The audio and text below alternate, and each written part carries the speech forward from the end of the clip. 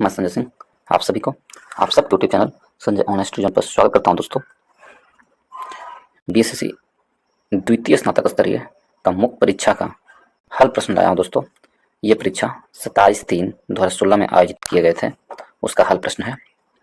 इससे पहले previous year ही प्रश्न 1 से लेके 14 तक मैं अपलोड कर चुका हूँ। ये 15 नंबर वीडियो है दोस्तों।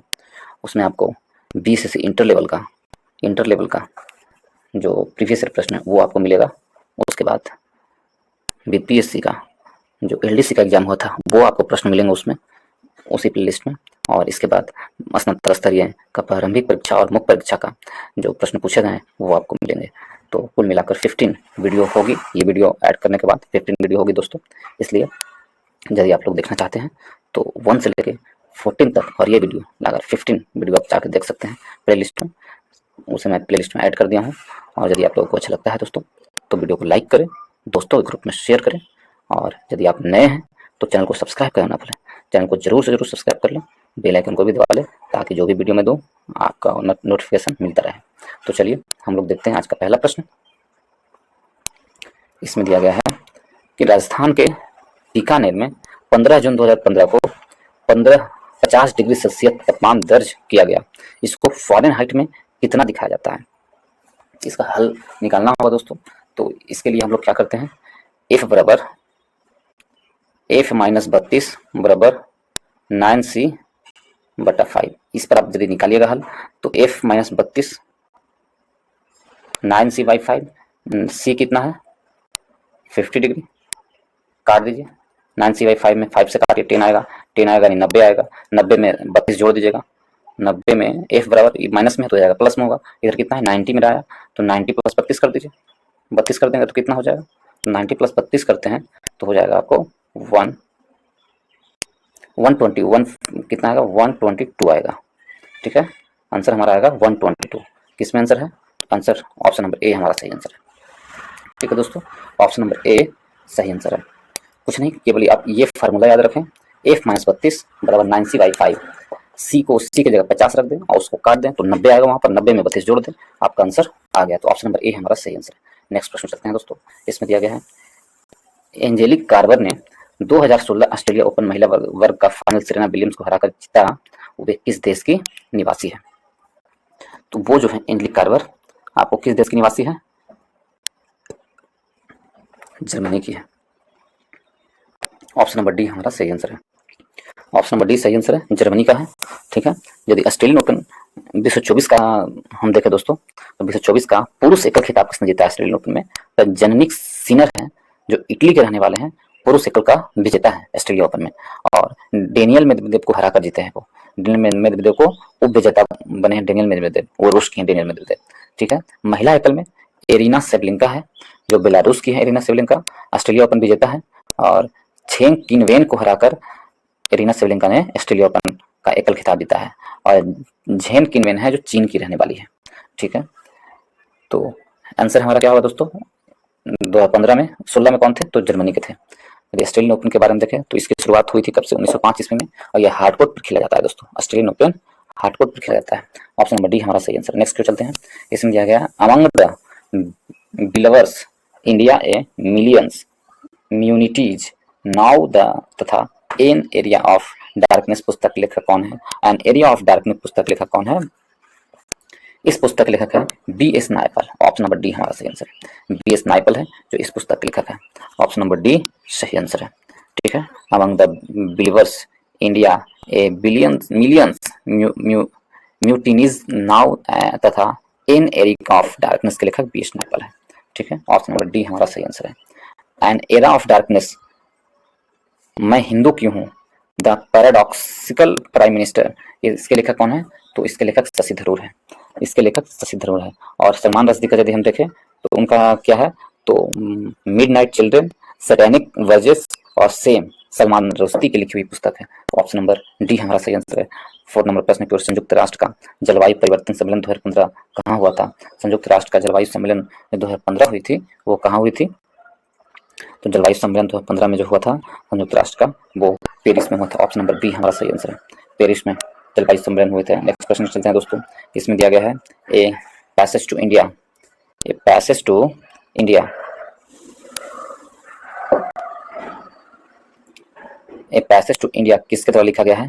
तो ए पैसेज टू इंडिया के लेखक है E.M. Poster. Option number B हमारा सही आंसर है। E.M. फोस्टर है जो ए पैसेज टू इंडिया नामक पुस्तक लिखे हैं। ठीक है, और ए अननोन इंडिया के लेखक कौन है? Autobiography of an unknown India के लेखक है नीरज सिंह चौधरी। नीरज सिंह चौधरी हैं। थॉमस हांडी द्वारा आत्मकथा क्या है? Good by two all that किसने लिखा है? तो थॉमस हांडी की लिखी हुई पुस्तक है good by the all that. ठीक है, रविन्द्रनाथ टैगोर ने राजा राजा और रानी, विसर्जन, डाकघर, कुलवधू, गोरा, घर और बाहर आदि रविन्द्रनाथ टैगोर की लिखी हुई पुस्तक है। ठीक है दोस्तों, तो ऑप्शन नंबर बी हमारा सही आंसर है। 6 नंबर प्रश्न की ओर चलते हैं। भारतीय उपमहाद्वीप का 7वां सबसे पुराना विश्वविद्यालय पटना विश्वविद्यालय कब स्थापित हुआ था? तो पटना विश्वविद्यालय है कब स्थापित हुआ था? तो पटना विश्वविद्यालय की स्थापना वर्ष 1917 में हुई थी। ऑप्शन नंबर डी हमारा सही आंसर है। भारतीय उपमहाद्वीप का 7वां सबसे पुराना विश्वविद्यालय पटना विश्वविद्यालय कब स्थापित हुई? तो 1917 में स्थापित हुआ था। ऑप्शन नंबर डी हमारा सही आंसर है, 1917 में। ठीक है, चलिए आगे की ओर। इसमें देखें, पटना विश्वविद्यालय बनने से पूर्व बिहार में अवस्थित कॉलेज कलकत्ता विश्वविद्यालय के क्षेत्राधिकार में आया करता था। भारतीय विश्वविद्यालय एक्ट 1857 के द्वारा कलकत्ता, बम्बई और मद्रास प्रेसिडेंसी में एक एक विश्वविद्यालय की स्थापना किया गया। लखनऊ विश्वविद्यालय की स्थापना कब हुई थी? तो 1921 ईस्वी में लखनऊ विश्वविद्यालय की स्थापना हुई दोस्तों। और 1887 ईस्वी में 1887 में इलाहाबाद विश्वविद्यालय की स्थापना हुई। 1916 में बनारस हिंदू विश्वविद्यालय की स्थापना हुई, जबकि पंजाब विश्वविद्यालय की स्थापना 1882 ईस्वी में हुई। तो ऑप्शन नंबर डी हमारा सही आंसर है। नेक्स्ट प्रश्न चलते हैं। इसमें दिया गया 7 नंबर प्रश्न में 14वें वित्त आयोग के अध्यक्ष कौन थे? तो 14वें वित्त आयोग के जो अध्यक्ष थे नंद किशोर सिंह थे, सॉरी नंद किशोर थे, B.R. रेड्डी थे। 14वें भी कौन थे? B.R. रेड्डी, V.Y. रेड्डी। 14वें वित्त आयोग के अध्यक्ष V.Y. रेड्डी थे। ऑप्शन नंबर सी हमारा सही आंसर है। 15वें वित्त आयोग के कौन है? तो नंद किशोर सिंह, NK सिंह जी कहते हैं 15वें वित्त आयोग के अध्यक्ष। ठीक है, वित्त आयोग का गठन राष्ट्रपति के द्वारा अनुच्छेद 280 के अंतर्गत किया जाता है दोस्तों। राष्ट्रपति के द्वारा कौन से अनुच्छेद के तहत? अनुच्छेद 280 के तहत किया जाता है। वित्त आयोग के कुल 5 सदस्य होते हैं। वित्त आयोग केंद्र और राज्यों के बीच राजस्व बंटवारा पर रिपोर्ट देती है। ठीक है, और ऑप्शन नंबर सी हमारा सही आंसर है। ऑप्शन नंबर सी सही आंसर है। जबकि विजय केलकर जो हैं वो 12वें वित्त आयोग थे, विजय केलकर।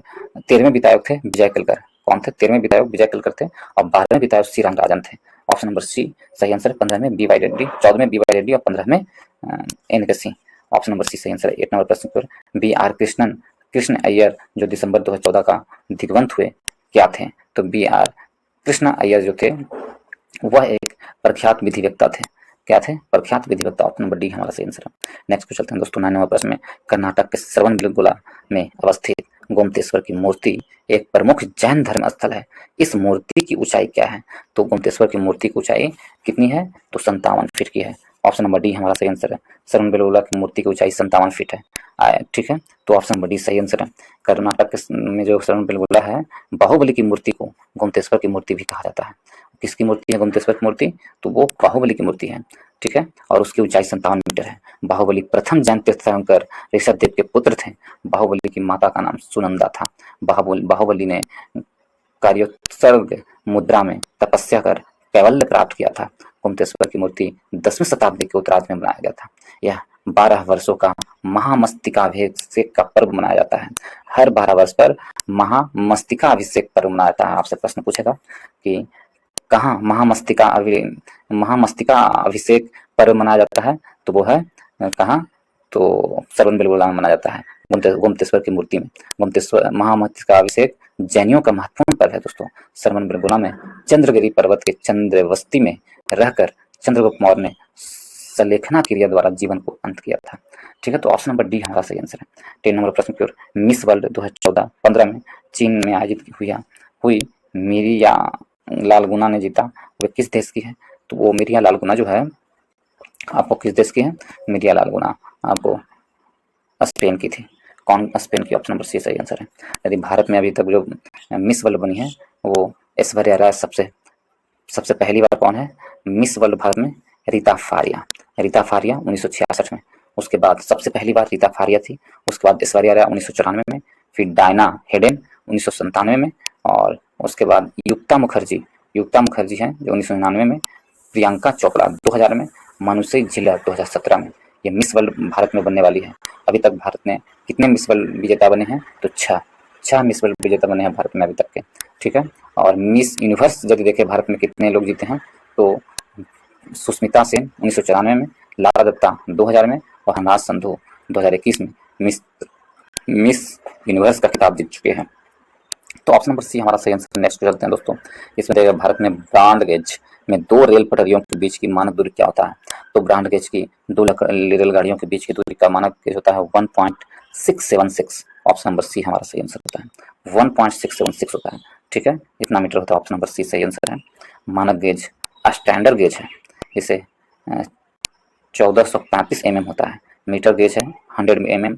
नैरो गेज छोटी लाइन होती है जो 762 mm से 2 फीट 6 इंच होती है, ठीक है। ऑप्शन नंबर सी हमारा सही आंसर है।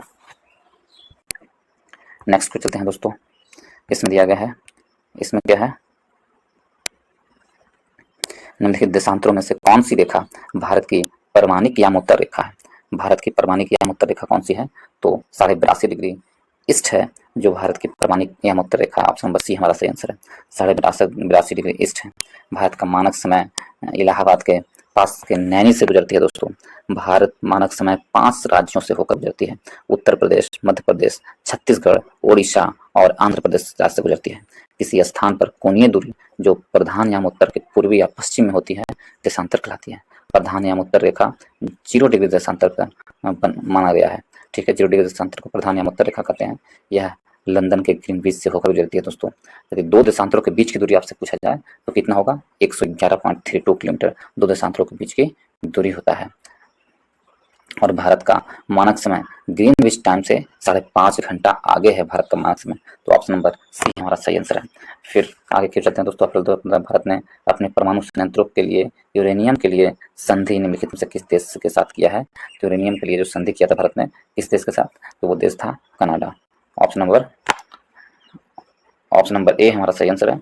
नेक्स्ट को चलते हैं, इसमें 30 नंबर प्रश्न में 40 नंबर प्रश्न में कहा जा रहा है दी टीन ड्रम किस नोबेल पुरस्कार विजेता की कृति है? द टीन ड्रम है जो कौन से नोबेल पुरस्कार की कृति है? तो इन्हें गुंटर ग्रास ने लिखा है tin drum. Option number B सही आंसर है। नेक्स्ट, पेनिसिलिन की खोज किसने किया है? तो पेनिसिलिन की खोज अलेक्जेंडर फ्लेमिंग ने वर्ष 1928 में किया था। ऑप्शन नंबर बी हमारा सही आंसर है। वर्ष 1928 में पेनिसिलिन की खोज अलेक्जेंडर फ्लेमिंग ने किया था दोस्तों। ऑप्शन नंबर बी सही आंसर है। पेनिसिलिन एंटीबायोटिक का एक समूह है जिसमें बीटा लैक्टम एंटीबायोटिक पाया जाता है। विश्व का प्रथम एंटीबायोटिक दवा पेनिसिलिन है। लुईस पास्चर को यदि हम देखें तो लुईस पास्चर ने रेबीज के टीका की खोज की है। लुईस पास्चर ने क्या खोज किया है? तो रेबीज के टीका की खोज लुईस पास्चर ने किया है। लुईस पास्चर ने पास्चुराइजीकरण विधि से दूध को अधिक समय तक सुरक्षित रखने की विधि को भी खोज किया है। पास्चुराइजेशन की विधि को किसने खोजा है? तो लुईस पास्चर ने खोजा है पास्चुराइजेशन की विधि को। जेसी बोस ने रेडियो और सूक्ष्म तरंगों पर महत्वपूर्ण शोध किया है। जेसी बोस ने क्या किया? तो रेडियो और सूक्ष्म तरंगों पर महत्वपूर्ण, ठीक है, बायोफिजिकल में उनका सबसे बड़ा योगदान है जेसी बोस का, ठीक है दोस्तों। और ऑप्शन नंबर बी हमारा सही आंसर। यदि आपसे पूछे क्रेस्कोग्राफ का आविष्कारक कौन है? जेसी बोस है क्रेस्कोग्राफ का। ऑप्शन नंबर बी सही आंसर। नेक्स्ट चलते हैं 60 number, national mineral development corporation of India की हीरे की खान कहाँ स्थित है? National mineral development of India जो हीरे की खान है वो कहाँ स्थित है? वो है पन्ना में स्थित है। National mineral development corporation of India हीरे की खान पन्ना में है। ऑप्शन नंबर डी हमारा सही आंसर है, पन्ना में स्थित है। पन्ना मध्य प्रदेश का एक जिले का नाम है। पन्ना जिले में महारिक हीरा के से मंझगांव हीरा की खान फैली है, ठीक है। नेशनल मिनरल डेवलपमेंट कॉर्पोरेशन जो लिमिटेड की स्थापना 1958 में किया गया। MSDC लिमिटेड का मुख्यालय हैदराबाद में स्थित है। MSDC का मुख्यालय कहाँ है? हैदराबाद में स्थित है, ठीक है दोस्तों। तो और भारत में सूरत हीरे की कटिंग और पॉलिशिंग के लिए विख्यात है, ठीक है। और हीरा का चमक के कारण क्या है? पूर्ण आंतरिक परिवर्तन के कारण हीरा का चमक होता है। तो ऑप्शन नंबर डी हमारा सही आंसर है। 17वां प्रश्न कहा जा रहा है फिल्म पांथेर पंचाली किनके द्वारा निर्देशित है? तो पांथेर पंचाली के लेखक कौन है? तो पांथेर पंचाली के लेखक सत्यजीत रे है। ऑप्शन नंबर बी हमारा सही आंसर है। पांथेर पंचाली 1955 ईस्वी में बंगाली भाषा में निर्मित फिल्म है, ठीक है। पांथेर पंचाली विभूति भूषण बंदोपाध्याय की रचना है जिस पर सत्यजीत रे ने फिल्म बनाई है, ठीक। तो सत्यजीत रे ने फिल्म बनाई है।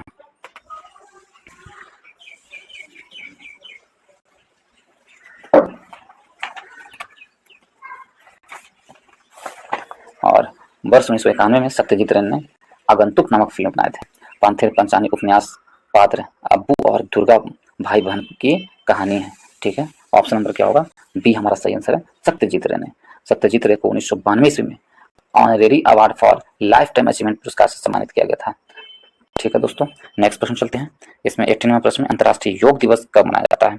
यदि हम ये देखें अंतर्राष्ट्रीय योग दिवस, तो 21 जून को अंतर्राष्ट्रीय योग दिवस मनाया जाता है। ऑप्शन नंबर सी सही आंसर है।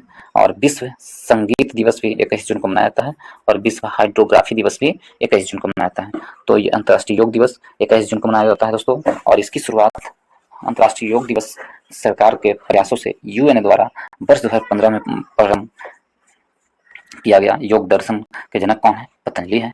अंतर्राष्ट्रीय योग दिवस विश्व 21 की थीम, और अंतर्राष्ट्रीय योग दिवस की शुरुआत कब से हुआ? 2015 से शुरुआत हुई। ये याद रखिएगा दोस्तों, कभी कभार ये प्रश्न पूछ लिए जाएंगे। ठीक है, तो ऑप्शन नंबर सी हमारा सही आंसर है। ठीक है, नेक्स्ट प्रश्न चलते हैं।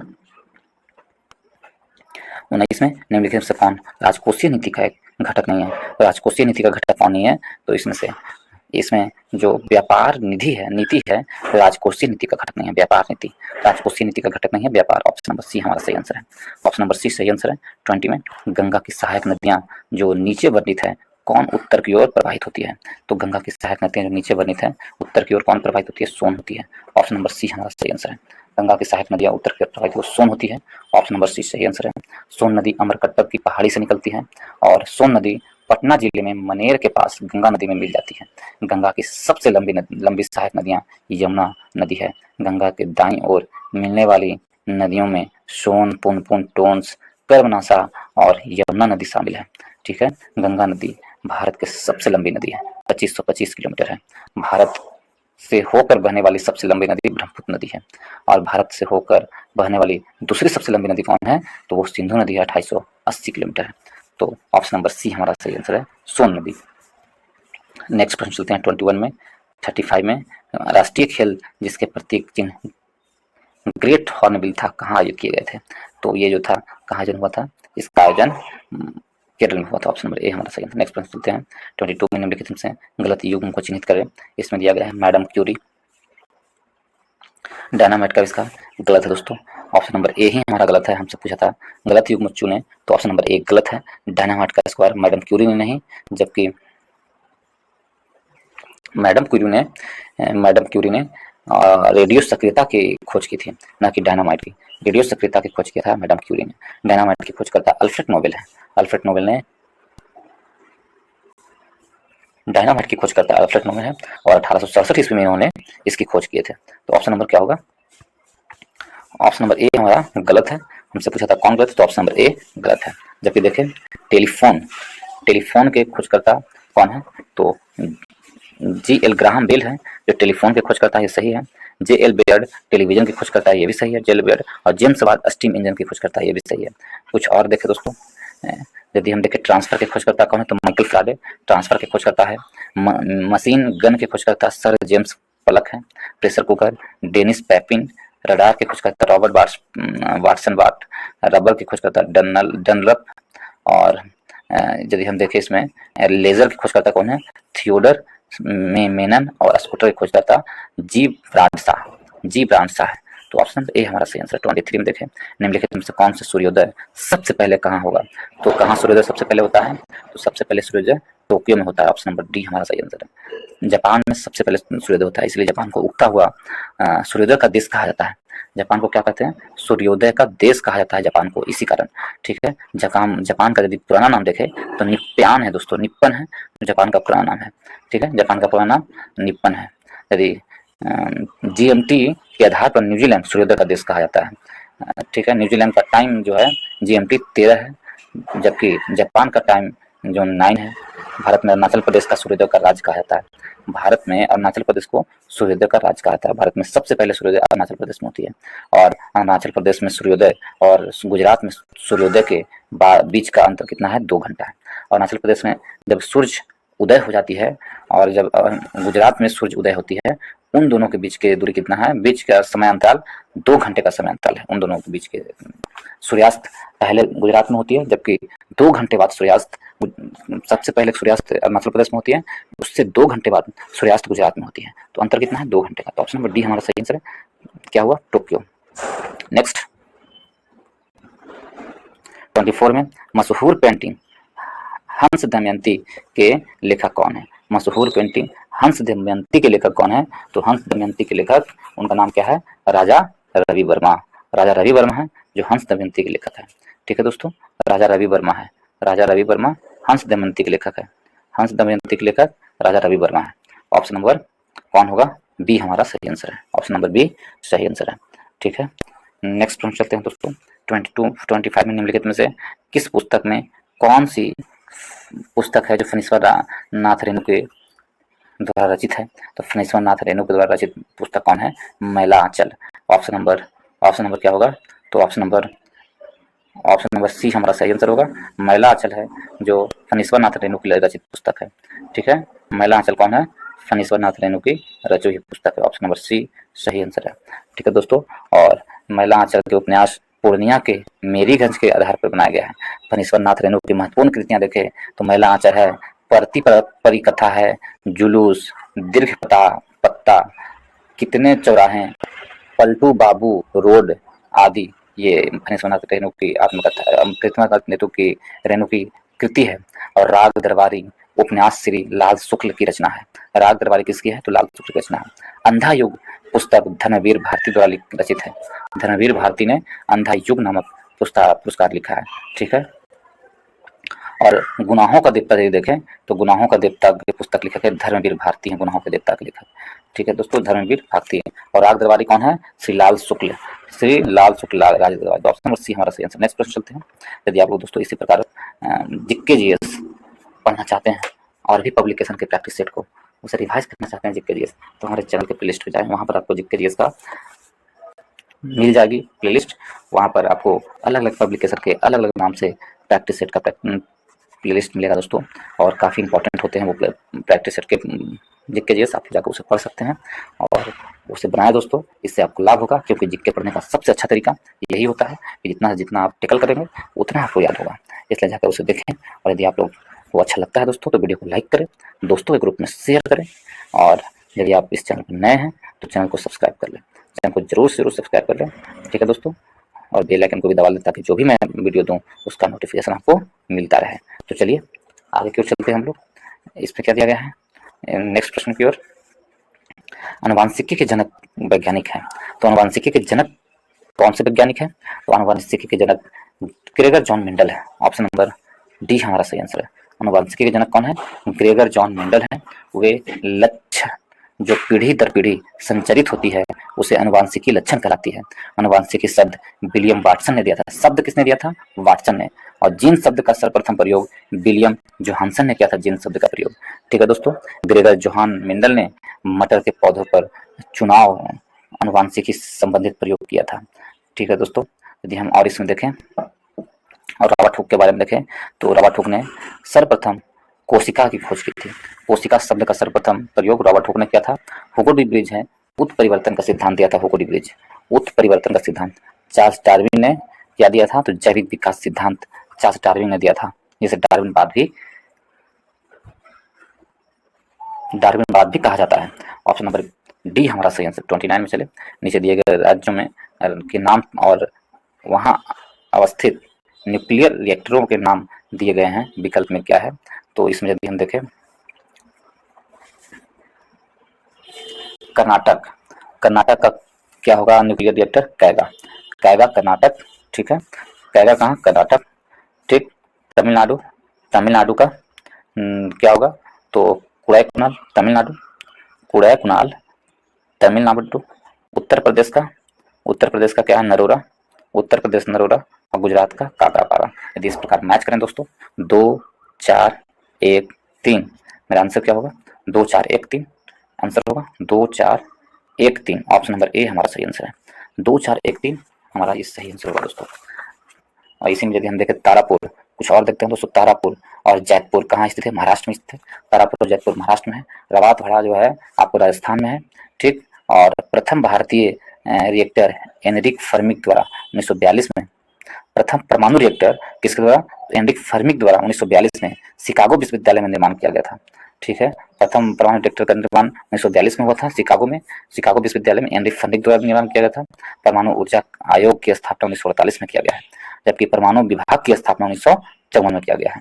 ठीक है दोस्तों, अब भारत के परमाणु कार्यक्रम के जनक कौन है? डॉक्टर होमो जहांगीर भाभा है भारत के परमाणु कार्यक्रम के जनक। तो हमारा आंसर क्या होगा? ऑप्शन नंबर ए सही आंसर। नेक्स्ट चलते हैं। इसमें दिया गया है कि राज्य सरकार के द्वारा राज्यसभा के संदर्भ में निम्नलिखित में से कौन सा सही नहीं है? तो राज्यसभा के संदर्भ में देखिए कौन सही नहीं है। राज्यसभा का गठन 1958 में हुआ था, ऑप्शन नंबर सी हमारा सही आंसर है। राज्यसभा का गठन कब हुआ था? 1958 में हुआ था। और राज्यसभा का गठन ये गलत है, हमसे पूछा है कौन सही नहीं है, तो राज्यसभा का गठन कब हुआ था? 1958 में। ये सही नहीं है, तो ऑप्शन नंबर सी हमारा सही आंसर है। राज्यसभा सही नहीं है, ये प्रश्न पूछा था, कौन सही नहीं है? तो ऑप्शन नंबर सी सही नहीं है। इसके सभा में राज्यसभा के 1/3 सदस्य प्रत्येक 2 वर्ष पर रिटायर होते हैं, ये सही है। और राज्यसभा में 12 सदस्य राष्ट्रपति द्वारा मनोनीत किए थे, ये भी सही है। कौन सा नहीं है? तो राज्यसभा का गठन 1958 में हुआ था, ये गलत है, क्योंकि राज्यसभा का गठन 1952 में हुआ था, न कि 58 में। राज्यसभा गठन कब हुआ था? 1952 में हुआ था। भारतीय संविधान के अनुच्छेद 79 में संसद शब्द का प्रयोग किया गया है। संसद शब्द का प्रयोग 79 में किया गया है, जिसमें संसद के अंतर्गत लोकसभा, राज्यसभा और राष्ट्रपति आते हैं दोस्तों। ठीक है, लोकसभा, राज्यसभा और राष्ट्रपति आते हैं संसद के अंतर्गत। ठीक है, और यदि हम देखें कि प्रथम भारतीय परिषद एक्ट 1919 के द्वारा राज्य परिषद द्विसदन का गठन किया गया था। अनुच्छेद 80 में राज्यसभा का गठन का प्रावधान है। 79 में क्या है? तो लोकसभा के 79 में संसद के बारे में दिया गया है, जबकि अनुच्छेद 80 में राज्यसभा के गठन का प्रावधान है। और राज्यसभा के सदस्यों का कार्यकाल 6 वर्ष होता है। यदि आपसे पूछें कि राज्यसभा का कार्यकाल कितना होता है, तो इसका आंसर क्या बताइएगा दोस्तों? राज्यसभा का कार्यकाल में कोई समय सीमा नहीं है, अनलिमिटेड है वो राज्यसभा का कार्यकाल, परंतु राज्यसभा के सदस्यों का कार्यकाल 6 वर्ष तक होता है। राज्यसभा के सदस्यों का कार्यकाल, यदि आपसे पूछ लिया जाए लोकसभा के सदस्यों का कार्यकाल कितना होता है, तो लोकसभा के सदस्यों का कार्यकाल नहीं होता है दोस्तों, क्योंकि लोकसभा के कार्यकाल होता है 5 वर्ष, इसलिए उनके सदस्य 5 वर्ष तक लोकसभा में सदस्य रह सकते हैं। लोकसभा का कार्यकाल होता है 5 वर्ष, और जबकि सदस्यों का कार्यकाल 5 वर्ष निश्चित नहीं होता है। ठीक है, यदि चाहे प्रधानमंत्री कि लोकसभा को मैं 5 वर्ष से पहले भंग कर दूं, 2 साल पर, 1 साल पर भंग कर दूं, तो लोकसभा के जितने भी सदस्य हैं सभी की सदस्यता रद्द हो जाएगी। उसमें किसी की चाहे 5 वर्ष पूरी हो या नहीं हो, उन सभी की सदस्यता रद्द हो जाएगी और वो फिर से उनकी कार्यकाल शुरू होगी जब वो चुनाव जीत कर आएंगे। तो इसलिए दोस्तों लोकसभा के सदस्यों का कार्यकाल निश्चित नहीं है, जबकि लोकसभा का जो कार्यकाल है 5 वर्ष का होता है, और राज्यसभा के सदस्यों का कार्यकाल 6 वर्ष का होता है। सदस्यों का कार्यकाल 6 वर्ष का होता है। ठीक है, राज्यसभा में 12 सदस्य राष्ट्रपति द्वारा मनोनीत किया जाता है।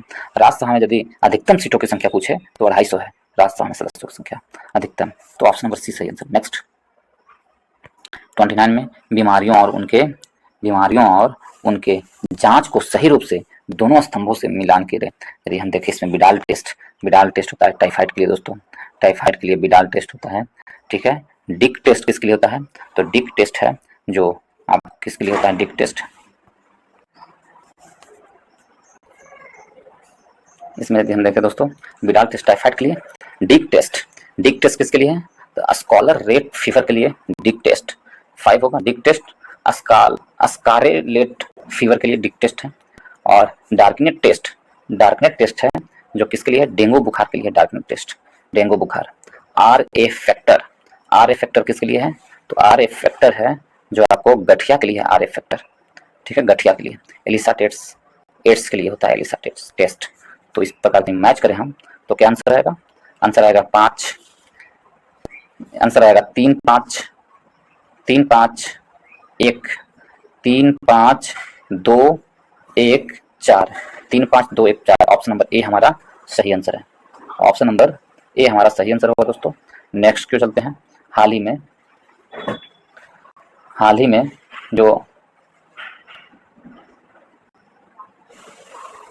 में ब्राजील में नवजात शिशुओं में माइक्रोसेल्फी या लघु शीघ्रता के लक्षण मिले हैं। इसका कारण क्या है? इसका कारण है जिका वायरस के कारण। ऑप्शन नंबर ए हमारा सही आंसर है, जिका वायरस के कारण होता है। ऑप्शन नंबर ए सही आंसर है। ठीक है दोस्तों, जिका वायरस एक संक्रमित मच्छर के कारण संक्रमित मच्छर के काटने के से फैलती है जिका वायरस। जिका वायरस गर्भवती महिलाओं के शिशुओं को प्रभावित करता है दोस्तों। इबोला वायरस को देखें तो इबोला वायरस है जो आपको व्यक्ति की रक्तस्राव वाली यानी हेमरेज बुखार हो जाता है और चेचक का एक संक्रामक रोग है जो बैरियोला वायरस के कारण होता है। रूबेला का जर्मन मिनरल्स भी कहा जाता है, एक जनित संक्रामक है, ठीक है, रूबेला वायरस। तो ऑप्शन क्या होगा? ऑप्शन नंबर ए हमारा सही आंसर है।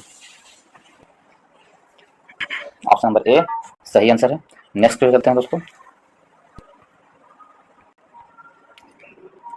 जोआकिन गुर्जमैन उर्फ अल चापो गुजमैन है एक, इसका देखें तो इसका आंसर क्या होगा?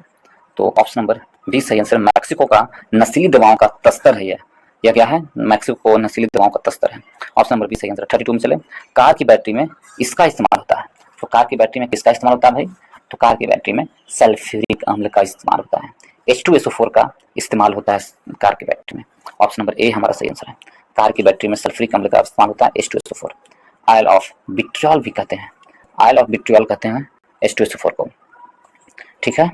आयल ऑफ विट्रियल यदि H2S2O7 को ओलियम कहा जाता है। ओलियम किसे कहते हैं? H2O7 को। H2SO4 का प्रयोग पेट्रोलियम शोधन तथा आर्द्रता ग्रहण के लिए करते हैं। सिट्रिक अम्ल नींबू में पाया जाता है। सिट्रिक अम्ल किसमें पाया जाता है? नींबू में पाया जाता है, सिट्रिक एसिड, ठीक है। साइट्रिक और सांद्र नाइट्रिक अम्ल और सांद्र हाइड्रोक्लोरिक अम्ल का अनुपात कितना होता है? 1:3 के अनुपात में होता है। एक्वारेजिया जिसे कहते हैं, जिसे क्या कहते हैं? एक्वारेजिया कहते हैं। और इसमें एक्वारेजिया को अम्ल राज भी कहा जाता है दोस्तों। इसमें सोना एवं प्लेटिनम को गलाने की शक्ति होता है एक्वारेजिया को। तो इसे किससे बनता है एक्वारेजिया? सांद्र नाइट्रिक अम्ल और सांद्र हाइड्रोक्लोरिक अम्ल के अनुपात से बनता है। तो ऑप्शन नंबर ए हमारा सही आंसर। नेक्स्ट चलते हैं। 33 में 2015 में गठित नीति आयोग के उपाध्यक्ष कौन थे? तो अरविंद पनगड़िया थे। नेक्स्ट 34 में भारतीय नौसेना तथा वायुसेना ने 2015 में ऑपरेशन राहत चलाकर भारतीयों तथा अन्य को एक देश से निकाला। सही देश चुने। कौन सा देश से निकाला था? तो उस देश का नाम क्या था? उस देश का नाम था यमन से। ऑप्शन नंबर डी हमारा सही है। 35 में चला दोस्तों। बोको हरम क्या है? यदि बोको हरम देखें 35 में तो बोको हरम एक नाइजीरिया का एक आतंकवादी संगठन है। आतंकवादी, नाइजीरिया का आतंकवादी संगठन है। ऑप्शन नंबर डी हमारा सही आंसर है। बोको हरम की स्थापना 2002 ईस्वी में किया गया था। बोको हरम आतंकवादी संगठन की स्थापना मोहम्मद यूसुफ ने किया था। इस संगठन के Islamic States of West Africa Province नाम से भी जाना जाता है। आतंकवादी भय, आतंक और हिंसा के द्वारा अपने अवैध मांगों को प्राप्त करना चाहता था। तो ऑप्शन नंबर डी हमारा सही आंसर है। 36 में मरणोपरांत प्रथम भारत रत्न किन्हें दिया गया है? तो मरणोपरांत प्रथम भारत रत्न यदि हम देखें किन्हें दिया गया है तो लाल बहादुर शास्त्री जी को मरणोपरांत प्रथम भारत रत्न पुरस्कार दिया गया है। उन्हें 1966 ईस्वी में मरणोपरांत भारत रत्न पुरस्कार दिया गया था। और उसके बाद 1988 ईस्वी में मरणोपरांत M.G. रामचंद्रन को भी भारत रत्न दिया गया है। और डॉक्टर भीमराव अम्बेडकर को 1990 में मरणोपरांत भारत रत्न दिया गया है। भारत रत्न भारत का सबसे बड़ा सिविलियन अवार्ड है दोस्तों। भारत का सबसे बड़ा सिविलियन अवार्ड क्या है? तो भारत रत्न है, ठीक है। और 1954 से दिया जा रहा है भारत रत्न। यदि के स्वामी कामराजन को भी मरणोपरांत 1976 में दिया गया था, ठीक है। और 1954 में भारत रत्न सर्वप्रथम डॉक्टर सर्वपल्ली राधाकृष्णन, राजगोपालाचारी तथा चंद्रशेखर वेंकट रमन को 1954 में भारत रत्न दिया गया था सर्वप्रथम। तो ऑप्शन नंबर डी हमारा सही आंसर है। आगे क्यों चलते हैं दोस्तों। गाय की गर्भावधि क्या होती है? तो गाय की गर्भावधि होती है जो 274 से लेकर 80 दिन के बीच होता है। गाय का गर्भावधि 274 से 80 दिन के बीच। ऑप्शन नंबर बी हमारा सही आंसर है। यदि इसमें देखिए हाथी का गर्भावधि 624 दिन तक का होता है। भैंस का गर्भावधि 312 दिन का होता है। भेड़ का गर्भावधि 150 दिन का होता है। बकरी का गर्भावधि 128 दिन का होता है। और सुअर का गर्भावधि 114 दिन का होता है, ठीक है। तो ऑप्शन नंबर बी हमारा सही आंसर। निम्नलिखित नदियों में से किसका उद्गम भारत में नहीं है? तो किसका उद्गम भारत में नहीं है? सतलज नदी का उद्गम भारत में नहीं है। ऑप्शन नंबर ए हमारा सही आंसर है। सतलज नदी का उद्गम भारत में नहीं है। सतलज का यदि देखें, सतलज नदी तिब्बत के मानसरोवर झील और के समीप राकाश तल से निकलती है दोस्तों। सतलज नदी शिवालिका श्रेणी से पार कर पंजाब में प्रवेश करती है, ठीक है। तो ऑप्शन नंबर ए हमारा सही आंसर है। और ब्यास नदी देखें तो ब्यास नदी का उद्गम स्थल रोहतांग दर्रे के पास है। ब्यास का उद्गम स्थल कहाँ है? तो रोहतांग दर्रे के पास ब्यास कुंड से निकलती है ब्यास नदी। चिनाव नदी को देखें दोस्तों, तो चिनाव नदी हिमालय में टांडी में चंद्र एवं भागा नदी के संगम से बना है चिनाव, चंद्र एवं भागा से। ठीक है, चिनाव नदी सिंधु नदी की सहायक नदी है। रावी नदी को देखें तो रावी नदी कांगड़ा जिले से के रोहतांग दर्रे के समीप से निकलती है कांगड़ा नदी। ठीक है, यदि सिंधु नदी के बारे में देखें तो सिंधु नदी मानसरोवर झील के पास सनोखिया बाबा हिमनद से निकलती है सिंधु नदी। और सिंधु नदी जल बंटवारा कब हुआ था? जल विवाद 1960 में सिंधु नदी जल विवाद हुई थी दोस्तों, और विश्व बैंक के हस्तक्षेप से हुआ था ये हिस्सा। इसमें 20% जल पर हम भारत का हिस्सा है, सिंधु नदी के 20% जल पर। तो ऑप्शन नंबर ए सही आंसर है। नेक्स्ट चलते हैं, इसमें दिया गया है 39 नंबर प्रश्न में। 39 में कहा गया कि भारत के सर्वोच्च न्यायालय में कौन सा कथन सही है? यदि हम ये देखें भारत के सर्वोच्च न्यायालय में कौन सा कथन सही है, तो इसका सर्वोच्च न्यायालय में इसका दिया गया है कि इसका मूल अपीलीय और परामर्श संबंधित क्षेत्राधिकार है। ऑप्शन नंबर डी हमारा सही आंसर है। इसका क्या है? तो सर्वोच्च न्यायालय में इसके संदर्भ में कहा गया है कि इसका सर्वोच्च न्यायालय में संदर्भ में क्या है? तो मूल है, अपीलीय है और परामर्श संबंधित क्षेत्राधिकार है। ऑप्शन नंबर डी हमारा सही आंसर है। 40 नंबर प्रश्न है, जल्लीकट्टू साढ़ों की लड़ाई किस राज्य से संबंधित है? तो जल्लीकट्टू के जो साढ़ों की लड़ाई है आपको किस राज्य से है? तो ये आपको जल्लीकट्टू जो साढ़ों की लड़ाई है जो आपको कहाँ से मिलेगी? तमिलनाडु। ऑप्शन नंबर डी हमारा सही आंसर है। तमिलनाडु में साढ़ों की लड़ाई लड़ाई जाती है, जिसे जल्लूकट्टी के नाम से कहा जाना जाता है। ठीक है, ऑप्शन नंबर डी हमारा सही आंसर है। ऑप्शन नंबर डी सही आंसर है। और यदि हम देखें ओणम त्यौहार कहाँ मनाया जाता है दोस्तों? तो ओणम आपको केरल में मनाया जाता है। ओणम त्यौहार केरल में मनाया जाता है, जबकि पोंगल तमिलनाडु में मनाया जाता है। पोंगल के त्यौहार पर ही जल्लूकट्टी जो साढ़ों की लड़ाई है वो आयोजित की जाती है पोंगल त्यौहार पर। ठीक है, बिहू असम में मनाया जाने वाला त्यौहार है। बिहू कहाँ की? असम में है। रथ यात्रा उड़ीसा की लोकप्रिय पर्व है दोस्तों, जबकि नौका बिहार केरल का उत्सव है जो ओणम के समय मनाया जाता है। पतंग उत्सव गुजरात का में मनाया जाता है। और सांड युद्ध स्पेन का राष्ट्रीय खेल है। तो ऑप्शन नंबर डी हमारा सही आंसर है। नेक्स्ट प्रश्न चलते हैं दोस्तों, निम्नलिखित से कौन दो नदियां अमरकंटक से उद्गम होती है? तो वो कौन सी वो दो नदियां जो अमरकंटक से उद्गम होती है? तो एक नर्मदा है और एक सोन है। ये दो नदियां हैं जो अमरकंटक के से उद्गम होती है। अमरकंटक से उद्गम होती है नर्मदा और सोन। नर्मदा नदी अमरकंटक से निकलकर पश्चिम दिशा की ओर प्रवाहित होती है। नर्मदा नदी अमरकंटक से निकलकर, ठीक है। सोन नदी अमरकंटक से निकलकर पूर्व दिशा में प्रवाहित होती है। ठीक, नर्मदा नदी और ताप्ती नदी है जो पश्चिम की ओर प्रवाहित होकर खंभात की खाड़ी में गिरती है, और ये दोनों नदी भ्रंश घाटी से होकर गुजरती है। ये प्रश्न पूछा जाता है कि कौन सी नदियां हैं जो भ्रंश घाटी से होकर गुजरती है? तो नर्मदा और ताप्ती। ठीक है, और नर्मदा ताप्ती है जो डेल्टा ना बना करके एस्चुरी बनाती है। नर्मदा नदी के मध्य प्रदेश की जीवन रेखा भी कहा जाता है। नर्मदा नदी को मध्य प्रदेश का जीवन रेखा। चंबल नदी मध्य प्रदेश के में मऊ के समीप स्थित जनापाह पहाड़ी से निकलती है। तो ऑप्शन क्या होगा? ऑप्शन नंबर बी हमारा सही आंसर। नेक्स्ट चलते हैं 42, कौन सा स्थान ब्रह्मा के मंदिर तथा पशुओं के मेले के लिए प्रसिद्ध है? तो ब्रह्मा के मंदिर और पशुओं के मेले के लिए प्रसिद्ध वो स्थान कौन है? पुष्कर है। ऑप्शन नंबर ए हमारा सही आंसर है। वो पुष्कर नामक स्थान है और पुष्कर का मेला लगाया जाता है। ये राजस्थान में स्थित है। ऑप्शन नंबर ए हमारा सही आंसर है। राजस्थान के अजमेर में के पास पुष्कर में कार्तिक पूर्णिमा को मेला लगाया जाता है। यहाँ श्री रंगनाथ स्वामी मंदिर भी स्थित है पुष्कर में। पुष्कर एक झील का नाम है। पुष्कर ऊंट मेला के लिए भी विख्यात है। पुष्कर में एकमात्र ब्रह्मा मंदिर है। एकमात्र ब्रह्मा मंदिर भारत में कहाँ है? तो पुष्कर में ही स्थित है। ठीक है, सूरजकुंड मेला हरियाणा के फरीदाबाद में हस्तशिल्प मेला के कारण विख्यात है। ठीक है, और सोनपुर मेला एशिया का सबसे बड़ा पशु मेला है। सोनपुर मेला। सोनपुर में हरिहर नाथ मंदिर प्रसिद्ध है।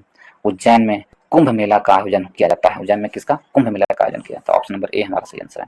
नेक्स्ट पे चलते हैं दोस्तों, भारत का पहला ऑर्गेनिक राज्य है। तो भारत का पहला ऑर्गेनिक राज्य कौन है? तो भारत का पहला ऑर्गेनिक राज्य सिक्किम है। ऑप्शन नंबर ए हमारा सही आंसर है। भारत का पहला ऑर्गेनिक राज्य कौन है? सिक्किम है। ऑप्शन नंबर बी हमारा सही आंसर है, सिक्किम। ठीक है, सिक्किम भारत का पहला राज्य है जहाँ खेती पूर्णतः जैविक खाद्य पर आधारित है। ठीक है, सदाबहार क्रांति में जैविक खाद का पर अधिक ध्यान केंद्रित किया गया है। जैविक खाद में विदेशी मुद्रा का भी बचत होती है दोस्तों, और वर्मी कल्चर जैविक खाद से संबंधित है। ऑप्शन नंबर बी हमारा सही आंसर। नेक्स्ट चलते हैं। नेक्स्ट में है उच्छृंखल कानून कोई कानून नहीं है। भारत के सर्वोच्च न्यायालय में किस मामले में इस सिद्धांत को संतुष्ट किया है? तो भारत के सर्वोच्च न्यायालय किस मामले में संतुष्ट किया है? तो इसका है भारत में सर्वोच्च न्यायालय में यूनियन कार्बाइड नामक सिद्धांत का संपुष्ट किया है? ऑप्शन नंबर ए हमारा सही आंसर है। ऑप्शन नंबर ए सही आंसर। नेक्स्ट चलते हैं दोस्तों, इसमें दिया गया है 45 में, युद्धग्रस्त क्षेत्रों से खनन कर राजद्रोही गतिविधियों के लिए बेचे जाने वाले हीरे निम्न में से किस नाम से जाने जाते हैं? तो किस नाम से जानते हैं? तो इस हीरे का नाम है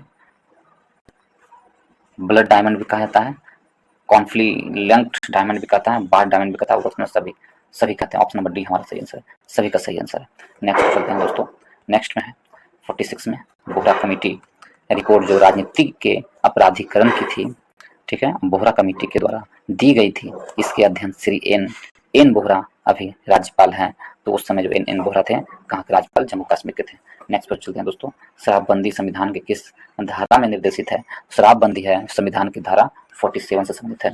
धारा 47 में शराबबंदी का वर्णन है और भारतीय संविधान के भाग 4 के अनुच्छेद 36 से 51 तक राज्य के नीति निर्देशक तत्व में दिया गया है। अनुच्छेद 47 के अंतर्गत पोषणहार स्तर, जीवन स्तर की ऊंचाई करने तथा लोक स्वास्थ्य को सुधार करने के लिए राज्य सरकार का दायित्व है, ठीक है, और स्पष्ट है कि लोक स्वास्थ्य को ध्यान में रखते हुए शराबबंदी कानून किया जा सकता है।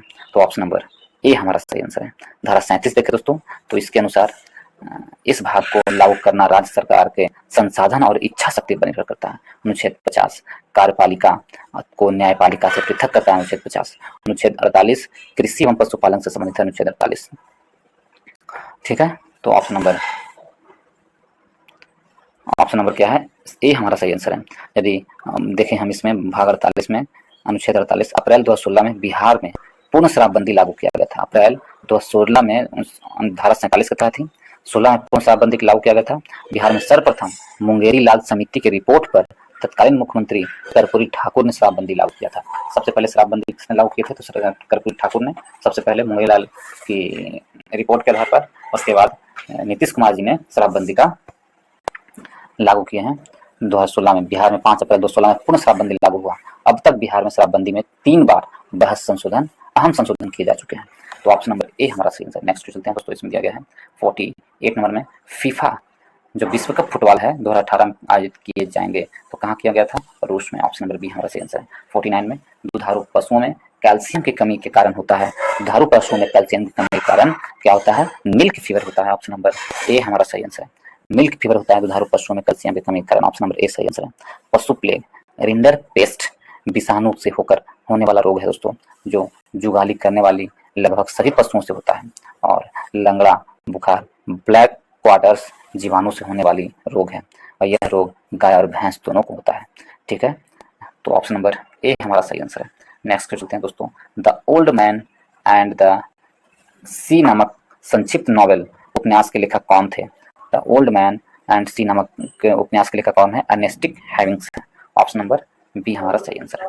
नेक्स्ट चलते हैं दोस्तों, 51 में, भारतीय संविधान का कौन सा अनुच्छेद राज्यों में संवैधानिक तंत्र के असफल होने की स्थिति में राष्ट्रपति शासन का प्रावधान करता है? तो राष्ट्रपति शासन का प्रावधान अनुच्छेद 356 में है दोस्तों। ऑप्शन नंबर ए हमारा सही आंसर है। ऑप्शन नंबर ए सही आंसर। अनुच्छेद 356 में राष्ट्रपति शासन के बारे में दिया गया है। भारत हम देखें इसमें राष्ट्रपति शासन कितना? अनुच्छेद 56 में है। अनुच्छेद 65 को देखें दोस्तों, तो अनुच्छेद 65 में है, यह प्रावधान करता है कि राज्य की सुरक्षा बाहरी और आंतरिक रूप से के कारण केंद्र सरकार का दायित्व है। अनुच्छेद 65। भारतीय संविधान के अनुच्छेद 60 में वित्तीय आपातकाल का, भारत में 3 प्रकार का आपातकाल घोषित किया गया था दोस्तों। एक वित्तीय आपातकाल है, एक संवैधानिक प्रावधानों के अनुसार एक आंतरिक आपातकाल है, आंतरिक राष्ट्रीय आपातकाल होगा, जिसमें तो वित्तीय आपातकाल अनुच्छेद 60 के तहत, और राष्ट्रपति शासन जो होता है वो आपको 356 के तहत, और एक होता है आपातकाल राष्ट्रीय आपातकाल अनुच्छेद 352 के तहत होता है, ठीक है। तो ऑप्शन नंबर ए हमारा सही आंसर है। अनुच्छेद 359 देखें, तो इसमें प्रावधान किया गया है कि अनुच्छेद 352 के अंतर्गत राष्ट्रीय आपातकाल की घोषणा करती है तो राष्ट्रपति जिस मौलिक अधिकार को अधिसूचित करता है वह अधिकार निलंबित या सीमित हो सकता है, अनुच्छेद 359 के तहत। ऑप्शन नंबर ए हमारा सही आंसर। नेक्स्ट प्रश्न चलते हैं दोस्तों, 52 में, भारत में जेनेटिक रूप से परिवर्तित किस फसल का व्यापारिक उत्पादन के लिए अनुशंसित किया गया है? तो बीटी कपास को। ऑप्शन नंबर सी हमारा सही आंसर है। नेक्स्ट जो नोबेल पुरस्कार किस देश के द्वारा दिए जाते हैं? तो नोबेल पुरस्कार है जो स्वीडन के द्वारा दिए जाते हैं। ऑप्शन नंबर बी हमारा सही आंसर है। स्वीडन देश के द्वारा दिया जाता है नोबेल पुरस्कार। और अल्फ्रेड नोबेल के बाद याद में वर्ष 1901 ईस्वी से नोबेल पुरस्कार दिया जा रहा है। अल्फ्रेड नोबेल ने 1867 ईस्वी में डायनामाइट की खोज आविष्कार किए थे। और नोबेल पुरस्कार 6 क्षेत्रों में दिया जाता है दोस्तों। कितने क्षेत्रों में दिया जाता है नोबेल पुरस्कार? तो 6 क्षेत्रों में दिया जाता है। ये काफी इंपॉर्टेंट है। कौन कौन क्षेत्र? शांति के, साहित्य, भौतिक विज्ञान, रसायन विज्ञान, चिकित्सा विज्ञान और छठा है अर्थशास्त्र में दिया जाता है नोबेल पुरस्कार। ऑप्शन नंबर बी हमारा सही आंसर स्वीडन में। यदि हम देखें अर्थशास्त्र में नोबेल पुरस्कार की घोषणा 1968 ईस्वी से शुरू किया था, जबकि प्रथम नोबेल पुरस्कार अर्थशास्त्र में 1969 में दिया गया था दोस्तों। और नोबेल पुरस्कार 10 दिसंबर को दिया जाता है। और इस पुरस्कार में 1 करोड़ स्वीडिश क्रोन दिए जाते हैं। शांति का नोबेल पुरस्कार छोड़कर बाकी सभी नोबेल पुरस्कार स्वीडन की राजधानी स्टॉकहोम में दिए जाते हैं। शांति का नोबेल पुरस्कार नॉर्वे की राजधानी ओस्लो में दिया जाता है दोस्तों। शांति का नोबेल पुरस्कार। ऑप्शन नंबर बी हमारा सही आंसर है। 54 में बनारस हिंदू विश्वविद्यालय एक्ट 2015 के से बनारस हिंदू 1915 से बनारस हिंदू विश्वविद्यालय की स्थापना का मार्ग प्रशस्त हुआ। इसके संस्थापक कौन थे? तो पंडित मदन मोहन मालवीय इसके संस्थापक थे। ऑप्शन नंबर सी हमारा सही आंसर है। ठीक है। और बीएचयू की स्थापना 4 फरवरी 1916 में हुआ था दोस्तों। बीएचयू के उद्घाटन तत्कालीन वायसराय लॉर्ड हार्डिंग ने किया था। इस समारोह में महात्मा गांधी भी भाग लिए और भाषण दिए थे। उनका पहला जन भाषण था। महात्मा गांधी का पहला जन भाषण था जो बीएचयू में दिए थे। ठीक है। और 1898 ईस्वी में एनी बेसेंट ने अस्ट्रॉल स्कूल की स्थापना किए थे। पंडित मदन मोहन मालवीय को महामना के नाम से भी जाना जाता है। ठीक है। नेहरू रिपोर्ट 1928 में मोतीलाल नेहरू की अध्यक्षता में पारित किया गया था। नेक्स्ट प्रश्न चलते हैं दोस्तों। इसमें दिया गया है 54 से 55 नंबर प्रश्न की ओर। इसमें क्या है? तो इसमें है कि 2 कॉलमों को सही मिलान करें तो बांदीपुर नेशनल पार्क। ठीक है। बांदीपुर नेशनल पार्क कहाँ है? तो बांदीपुर कर्नाटक में है दोस्तों। बुक 7 पश्चिम बंगाल में। माउंट आबू वाइल्ड लाइफ आश्रयनी, तो माउंट आबू वाइल्ड लाइफ आश्रयनी है जो आपको कहाँ है? राजस्थान में। और पेंच कहाँ है? मध्य प्रदेश में। तो इस पर मैचिंग करें 4 3 1 2। ऑप्शन नंबर ए हमारा सही आंसर है। आगे क्यों चलते हैं दोस्तों 56 नंबर प्रश्न में। निम्नलिखित में से कौन सा एक भारत का राष्ट्रीय जलीय प्राणी है? तो भारत का राष्ट्रीय जलीय प्राणी देखें तो गंगा की डॉल्फिन। ऑप्शन नंबर सी हमारा सही आंसर है। 57 में चलते हैं दोस्तों। मिलान करना सूची 1 सूची 2 में। तो इसमें दिया गया खाद्य उत्पादन में वृद्धि, तो हरित क्रांति खाद्य उत्पादन में वृद्धि, दूध उत्पादन में वृद्धि श्वेत क्रांति, मत्स्य उत्पादन में वृद्धि नीली क्रांति, उर्वरक उत्पादन में वृद्धि भूरी क्रांति। इस प्रकार आंसर होगा 1 3 2 4। 1 3 2 4 ऑप्शन नंबर ए हमारा सही आंसर है। नेक्स्ट पे चलते हैं दोस्तों। हरा सूचकांक विकसित किया गया है। तो हरा सूचकांक है संयुक्त राष्ट्र पर्यावरण कार्यक्रम द्वारा विकसित किया गया हरा सूचकांक। ऑप्शन नंबर ए हमारा सही आंसर है। संयुक्त राज्य पर्यावरण कार्यक्रम द्वारा विकसित किया गया हरा सूचकांक। ऑप्शन नंबर ए सही आंसर है दोस्तों। ठीक है। नेक्स्ट पे चलते हैं। किसके द्वारा विकसित किया गया?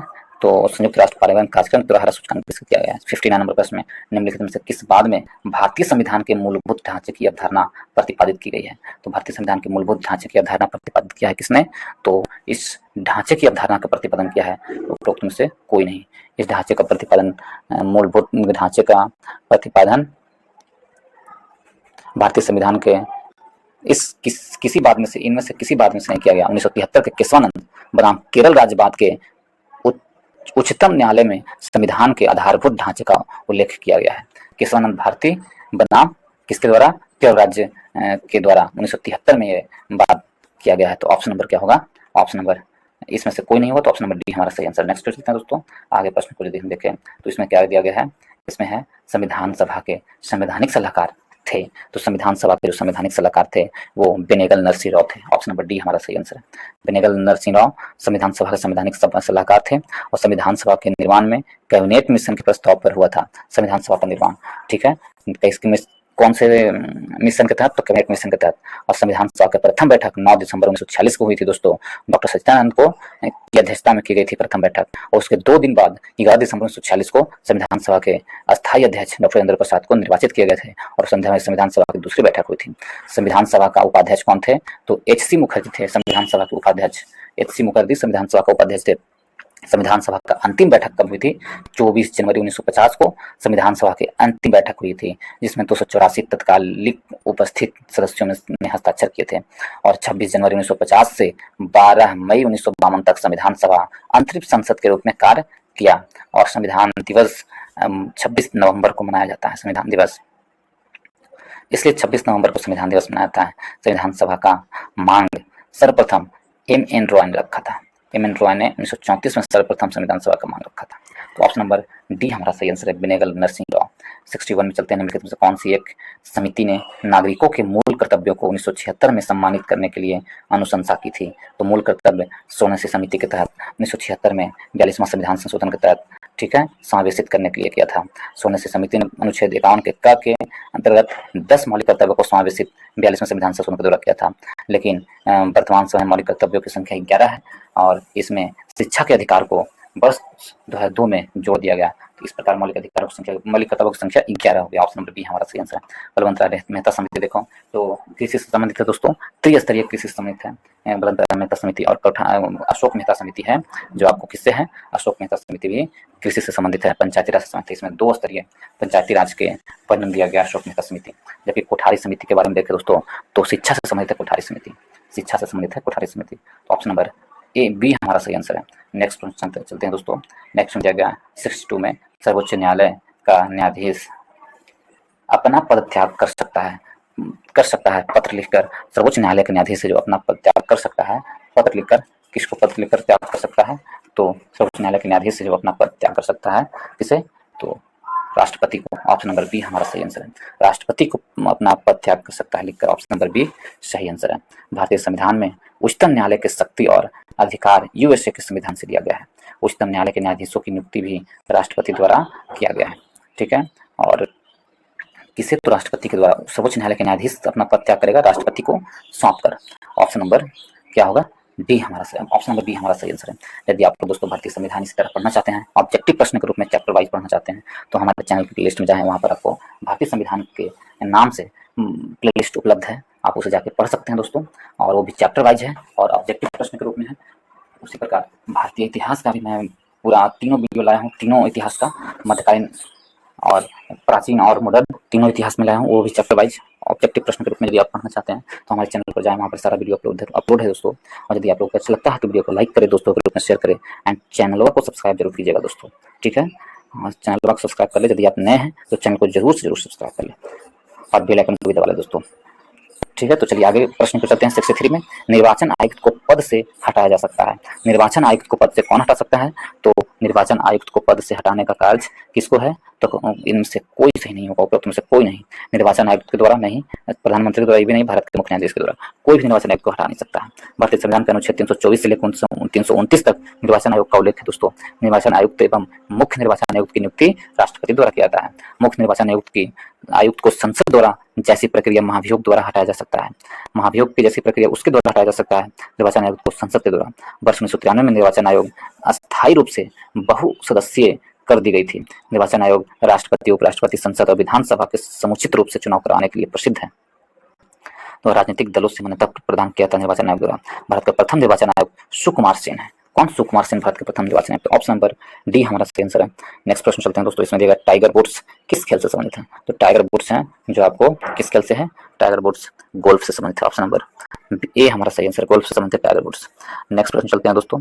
और अमेरिका के रहने वाले टाइगर वुड्स। 65 में ध्वनि तरंगे नहीं चल सकती है, तो ध्वनि तरंगे निर्मात में नहीं चल सकती है। और ध्वनि तरंगे एक यांत्रिक तरंग है, ना कि विद्युत चुंबकीय तरंग है। ध्वनि तरंगे क्या है? एक यांत्रिक तरंग है। ध्वनि तरंग की संचरण माध्यम की आवश्यकता होती है। ऑप्शन नंबर ए हमारा सही आंसर है। ऑप्शन नंबर डी हमारा सही आंसर, निर्मात में नहीं चल सकती है। 66 में सुमेलित करना है दोस्तों, ये सुमेलित है, इसमें सुमेलित करने की कोशिश करेंगे हम लोग। एड्रेनलिन है जो क्या है? जब आदमी को गुस्सा लगता है, डर आता है, तो एड्रेनलिन नामक जो हार्मोन है वो स्रावित होता है। जब व्यक्ति को गुस्सा आता है, डर लगता है, तो एस्ट्रोजन क्या है? तो महिलाओं में स्रावित होने वाला हार्मोन है एस्ट्रोजन। और इंसुलिन है जो इंसुलिन ग्लूकोज से संबंधित इंसुलिन। और हार्मोन्स है जो साथी आकर्षित करना, गंध ग्रहण शक्ति को माध्यम से। ऑप्शन नंबर क्या हो जाएगा आंसर? 1 3 2 4 1 3 2 4। ऑप्शन नंबर बी हमारा सही आंसर है। नेक्स्ट चलते हैं दोस्तों। 87 में कार्बन क्रेडिट समतुल्य है। तो कार्बन क्रेडिट कहाँ समतुल्य है? तो 1000 किलोग्राम पर CO2 के समतुल्य है। ऑप्शन नंबर सी सही आंसर है। 68 में निम्नलिखित में कौन सा तत्व सोलर सेल में उपयोग किया जाता है? तो सोलर सेल में उपयोग किया जाने वाला कौन सा तत्व है? तो सिलिकॉन है। Option number option number A हमारा सही आंसर, सिलिकॉन है जो सब्सट्रेट में उपयोग किया जाता है। 69 में इलेक्ट्रिक बल्ब में फिलामेंट बना होता है, तो इलेक्ट्रिक बल्ब में जो फिलामेंट होता है वो टंगस्टन का बना होता है। ऑप्शन नंबर ए हमारा सही आंसर है। हीटर में नाइक्रोम का होता है, हीटर में नाइक्रोम का होता है, जबकि टंगस्टन में इलेक्ट्रिक बल्ब में टंगस्टन होता है।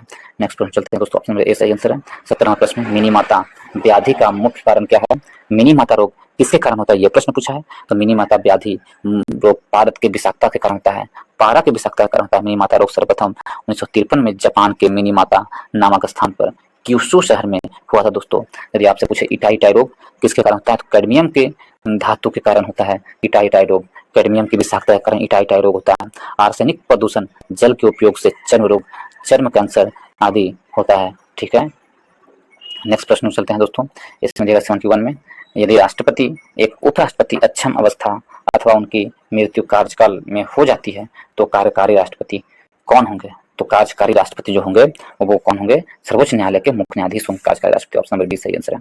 नेक्स्ट क्वेश्चन चलते हैं दोस्तों 72 में, इसमें दिया गया है कि भारत में प्रथम न्यूक्लियर विस्फोट 1974 में कहाँ किया गया था? तो भारत में प्रथम न्यूक्लियर विस्फोट 1974 में जो किया गया था वो कहाँ किया गया था? प्रथम न्यूक्लियर विस्फोट 74 में किया गया था, वो पोखरण में किया गया था। ऑप्शन नंबर बी हमारा सही आंसर है, पोखरण में किया गया था। और प्रशिक्षण का कोड नाम क्या था? तो स्माइलिंग बुद्धा था। 1974 में न्यूक्लियर विस्फोट हुआ था, उसका नाम स्माइलिंग बुद्धा था। और भारत में परमाणु कार्यक्रम की नींव रखने का श्रेय डॉक्टर होमी जहांगीर भाभा को जाता है। और भारत का दूसरा परमाणु परीक्षण 11 मई 1998 को राजस्थान में हुआ था, राजस्थान के पोखरण में किया गया था। भारत का दूसरा परमाणु परीक्षण का नाम था ऑपरेशन शक्ति, ऑपरेशन शक्ति नाम था। ऑप्शन शक्ति, ऑप्शन नंबर क्या होगा? बी हमारा सही आंसर है। नेक्स्ट चलते हैं दोस्तों, इसमें दिया गया है नेक्स्ट में कि नेक्स्ट नंबर प्रश्न को यदि हम देखें तो अम्ल वर्षा किनके द्वारा होने वाले पर्यावरण प्रदूषण के कारण होता है? तो अम्ल वर्षा है जो किसके कारण होता है? अम्ल वर्षा नाइट्रिक ऑक्साइड और सल्फर डाइऑक्साइड के कारण होने वाला पर्यावरण प्रदूषण के कारण होता है अम्ल वर्षा। तो ऑप्शन नंबर क्या होगा? ऑप्शन नंबर डी हमारा सही आंसर है, डी, ऑप्शन नंबर डी सही आंसर है। नेक्स्ट चलते हैं दोस्तों 74 में निम्नलिखित में से किसे जैविक खाद के रूप में प्रयुक्त किया जाता है? जैविक खाद के रूप में प्रयुक्त किया जाता है एजोला को, एजोला को जैविक खाद के रूप में प्रयुक्त किया जाता है।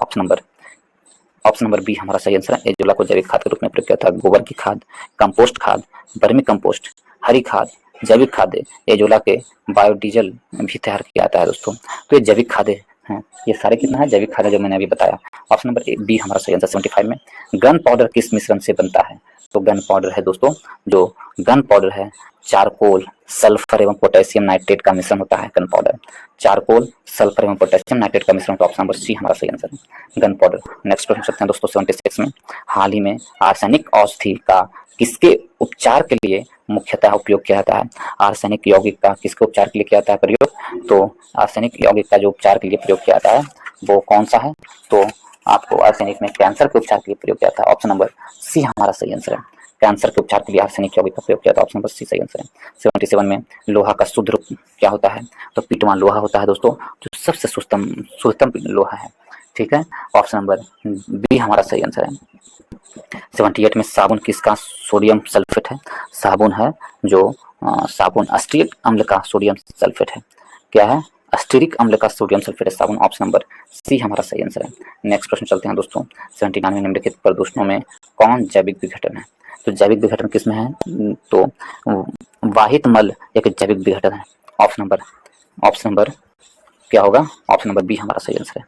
जैव निम्नीकरण पदार्थ, जो पदार्थ प्राकृतिक प्रक्रिया जैसे जीवाणु की क्रिया द्वारा अपघटित हो जाती है उसे जैव निम्नीकरण पदार्थ कहते हैं, जैसे कागज, सूती कपड़ा, ऊनी कपड़ा। जैव अनिम्नीकरण जो नहीं होती है, जैव अनिम्नीकरण कहलाती है जो विघटित नहीं होती है, वो जैसे प्लास्टिक की थैलियां, एस्बेस्टस, टीन इत्यादि। तो ऑप्शन नंबर बी हमारा सही आंसर है। 80 में चलते हैं दोस्तों, पीतल एक मिश्र धातु है जिसके अवयव हैं। तो पीतल एक मिश्र धातु है, इसके अवयव कौन है? तो तांबा और जस्ता। ऑप्शन नंबर ए हमारा सही आंसर है, पीतल का मिश्र धातु है, इसमें अवयव होता है तांबा और जस्ता। नेक्स्ट प्रश्न चलते हैं दोस्तों, इसमें दिया गया इनमें से कौन सी गैस है जो इंटर गैस भी है, इनर्ट गैस भी है? कौन सी गैस है जो इनर्ट गैस है? तो फ्रियॉन को इनर्ट गैस भी कहा जाता है दोस्तों। फ्रियॉन को क्या कहते हैं? Inert gas. कौन सी गैस इनर्ट गैस नहीं है, ये प्रश्न पूछा गया है, इसीलिए दोस्तों कहा जाता है नहीं को जरूर देखें। इनमें से कौन सी गैस है जो इनर्ट गैस नहीं है? फ्रियॉन है जो इनर्ट गैस नहीं है। Inert gas helium, neon, xenon, ये इनर्ट गैस है दोस्तों, जबकि फ्रियॉन है जो इनर्ट क्या है? इनर्ट गैस नहीं है। ऑप्शन नंबर सी हमारा सही आंसर। 82 में क्लोरोफिल एवं हेमोग्लोबिन में क्रमशः युक्त है। क्लोरोफिल एवं हेमोग्लोबिन क्रमशः क्या क्या पाए जाते हैं? तो मैग्नीशियम और क्लोरोफिल में मैग्नीशियम और हेमोग्लोबिन में आयरन पाए जाते हैं। ऑप्शन नंबर ए हमारा बी है, सी हमारा सही आंसर ऑप्शन नंबर सी। 83 में दिया गया है अंतर्राष्ट्रीय इकाई पद्धति के अनुसार रेडियो एक्टिविटी का इकाई क्या है? तो रेडियो एक्टिविटी की इकाई हेनरी बैकुलर है। ऑप्शन नंबर सी हमारा ए हमारा सही आंसर हेनरी बैकुलर है रेडियो एक्टिविटी का। चुंबकीय फ्लक्स का क्या है दोस्तों? तो वेबर होता है। विद्युत प्रेरण का क्या होता है? हेनरी होता है। रेडियो सक्रियता का बैकुलर होता है और विद्युत धारिता का फैराडे होता है। प्रतिदीप्ति का घनत्व का क्या होता है? लक्स होता है। नेक्स्ट प्रश्न चलते हैं दोस्तों, इसमें दिया गया है नेक्स्ट में है कि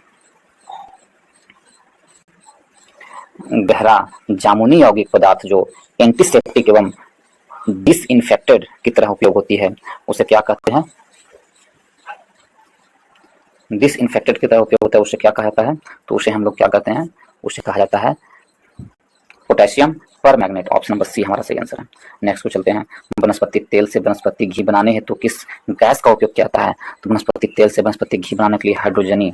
ऑप्शन नंबर ए हमारा सही आंसर है। हाइड्रोजनी पेस्ट के द्वारा वनस्पति घी से वनस्पति तेल बनाया जाता है। ऑप्शन नंबर वनस्पति तेल से वनस्पति घी बनाया जाता है हाइड्रोजनी गैस के द्वारा। ऑप्शन नंबर ए हमारा सही आंसर है। निकल के द्वारा हाइड्रोजनीकरण प्रक्रिया द्वारा वनस्पति तेल से वनस्पति घी बनते हैं। इन्वर्टेज गन्ना शर्करा के जलीय अपघटन द्वारा ग्लूकोज और फ्रुक्टोज के निर्माण में। ठीक है, नेक्स्ट प्रश्न चलते हैं दोस्तों, इसमें दिया गया है 86 में कोयला पेय में कौन सी औषधि पाई जाती है? कोयला पेय में कौन सी औषधि पाई जाती है? कैफीन औषधि पाई जाती है कोयला पेय में। ऑप्शन नंबर क्या होगा? डी हमारा सही आंसर है। कोयला पेय में कैफीन है। ऑप्शन नंबर डी सही आंसर है। कैफीन पाया जाता है कोयला पेय में। कोयला पे नहीं, कोयला पे। ऑप्शन नंबर डी सही आंसर। नेक्स्ट प्रश्न चलते हैं दोस्तों 87 में। 87 कहा जा रहा है सही मिलान करने के लिए, तो मिलान चलिए हम लोग करते हैं सही से। इसमें कहा है कि परिहित कीड़ा, तो परिहित कीड़ा क्या है? तो परिहित कीड़ा सिल्वर फिश को कहते हैं क्या? परिहित कीड़ा कहते हैं।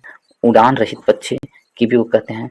अंग रहित रेंगने वाला सांप को कहा जाता है। अंग रहित पशु मछली को कहा जाता है। अंग रहित पशु किसे कहते हैं? मछली को कहा जाता है। इस प्रकार मैच करें 2 1 4 3 2 1 4 3। ऑप्शन नंबर बी हमारा सही आंसर है। नेक्स्ट प्रश्न चलते हैं दोस्तों 88 में है भू स्थिर उपग्रह किस दिशा में घूमता है? तो भू स्थिर ग्रह है किस दिशा में घूमता है? तो पश्चिम से पूरब की दिशा में घूमता है भू स्थिर ग्रह, पश्चिम से पूरब की ओर। ऑप्शन नंबर ए हमारा सही आंसर, पश्चिम से पूरब की ओर। 24 घंटे में पश्चिम से पूरब की ओर घूमता है। भू स्थिर उपग्रह की ऊंचाई पृथ्वी की तल से लगभग 36,000 किलोमीटर होता है। ठीक है, और वह पश्चिम से पूरब की ओर घूमता है। ऑप्शन नंबर ए हमारा सही आंसर है। 89 में चलते हैं, ओजोन मंडल को बचाती है। ओजोन मंडल को कौन बचाती है? तो ओजोन मंडल को है जो क्षोभ मंडल, ओजोन मंडल को कौन बचाती है? ये प्रश्न पूछा है। तो ओजोन मंडल को अल्ट्रा वायलेट किरणें बचाती है। ऑप्शन नंबर बी हमारा सही आंसर है। अल्ट्रा वायलेट किरणें हैं जो ओजोन मंडल को बचाती है। ऑप्शन नंबर बी सही आंसर है। नेक्स्ट प्रश्न चलते हैं दोस्तों, इसमें दिया गया 99वां प्रश्न में सूची 1 सूची 2 को मिलान करें। ग्रेट इंडियन बस्टर्ड, तो ग्रेट इंडियन बस्टर्ड है जो क्या है? तो ग्रेट इंडियन बस्टर्ड है, इसमें कौन सा आएगा ग्रेट इंडियन बस्टर्ड? तो आर्डियोटिस निग्रिसेप्स ग्रेट इंडियन बस्टर्ड के अंतर्गत आता है। आर्डियोटिक्स निग्रिसेप्स, ठीक है। और इंडियन रोक पाइथन है जो आपको किसके अंदर आता है? पाइथन मोलरूस के अंतर्गत आएगा। और एशियाटिक हाथी है जो किसके अंतर्गत आता है? एशियाटिक हाथी, तो एशियाटिक हाथी इलिफिस इंडिकस के अंतर्गत आता है एशियाटिक हाथी, ठीक है। और अस्लोथ बियर किसे कहते हैं? तो मेलुरस ओरमिनस को कहा जाता है। मैच करेंगे तो 2 1 4 3 ऑप्शन नंबर बी हमारा सही आंसर है। नेक्स्ट को चलते हैं दोस्तों, और ये लास्ट प्रश्न था दोस्तों इस वीडियो का। यदि आप लोग को अच्छा लगा है दोस्तों तो वीडियो को लाइक करें और मेरे इस चैनल को सब्सक्राइब करना भूलें दोस्तों। इस चैनल को सब्सक्राइब करें। इस चैनल का नाम क्या है? Sanjay online study zone. इस चैनल को जरूर सब्सक्राइब करें दोस्तों, लोगों के बीच में शेयर करें। जितने भी लोग हैं आपके ग्रुप एजुकेशन ग्रुप में जुड़े हुए उन सभी को इस चैनल को शेयर करें दोस्तों। और वीडियो को लाइक कर लें और चैनल को सब्सक्राइब करना ना भूलें। इस वीडियो को देखने के लिए बहुत बहुत धन्यवाद। थैंक यू दोस्तों।